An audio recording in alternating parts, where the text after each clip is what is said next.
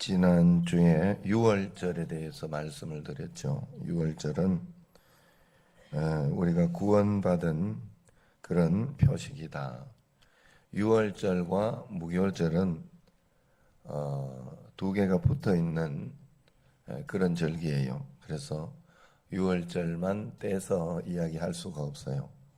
그리고 무교절만 따로 떼서 또 이야기할 수가 없어요.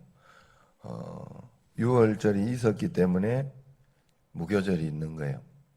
또 그 무교절은 유월절이 없으면 아예 생기지를 못했다 하는 거죠.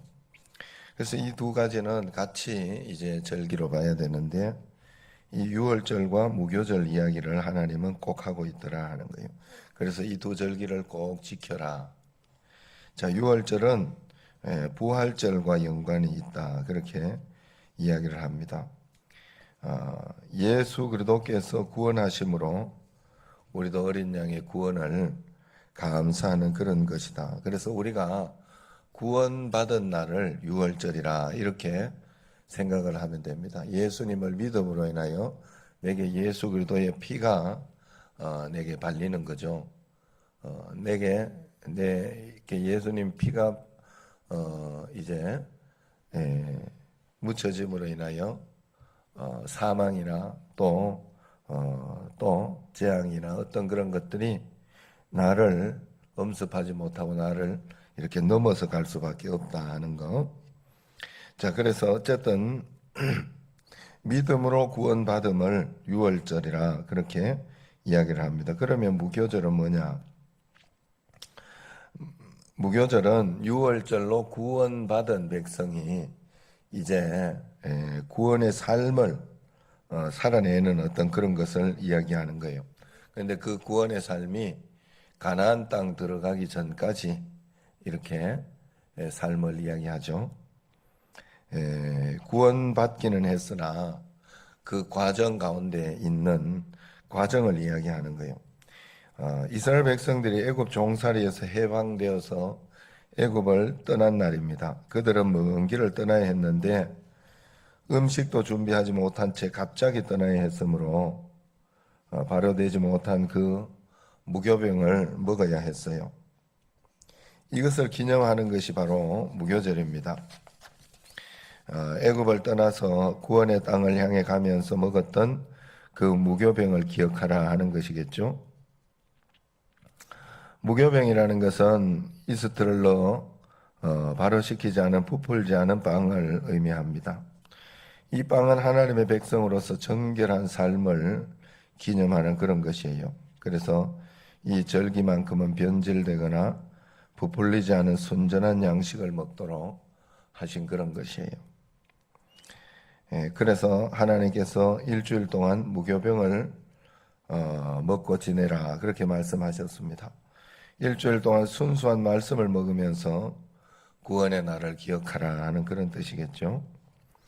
유월절은 하루만으로 단회적으로 이루어진 구원이지만은 일주일간의 무교병을 먹는 무교절은 우리가 거룩한 삶을 주님 다시 오실 때까지 쭉 지속되어야 한다 하는 그런 사실을 가르쳐 주고 있는 것입니다.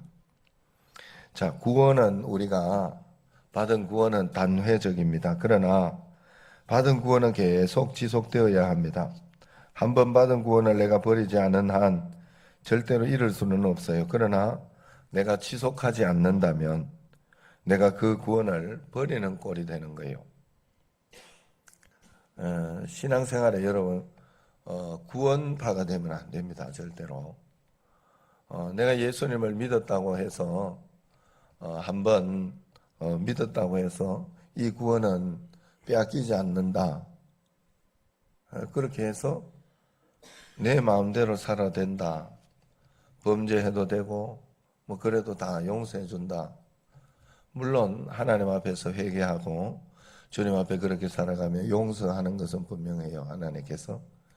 그러나 정말 계속해서 회개하며 살아야 된다는 거예요. 내가 잘했다. 내가 틀리지 않았다. 이러면서 살면 뭔가 틀린 거예요. 여러분, 사람은 내가 다 잘할 수 없어요. 회개하지 않는 사람은 정말 교만한 사람이에요. 하나님 앞에서. 그렇기 때문에 여러분 매일매일 자신을 돌아보면서 꼭 회개하며 살아야 됩니다. 자기 자신을 늘 돌아보면서 하나님 앞에서 내가 잘하고 있는지, 정말 하나님 말씀대로 살아가고 있는지 내 자신을 매일매일 점검하고 돌아봐야 돼요. 무교절의 첫날과 마지막 날은 일을 하지 않고 성회로 모인다고 했어요. 그러나 다른 날에는 일을 하면서 하나님께 절기 내내 제사를 드린다 그렇게 했어요. 자, 제사는 하나님의 속죄적 은총을 되새기는 일입니다. 절기 기간 내내 지속적으로 흐르는 정신적 바탕이 하나님의 속죄적 은총을 감사하며 그것을 기리는 거예요. 그래서 절기 내내 제사를 드린다는 것은 계속해서 내가 회개하는 마음으로 주님 앞에 정말로 올바르게 살고자 하는 그런 마음으로 살아야 된다 하는 것입니다.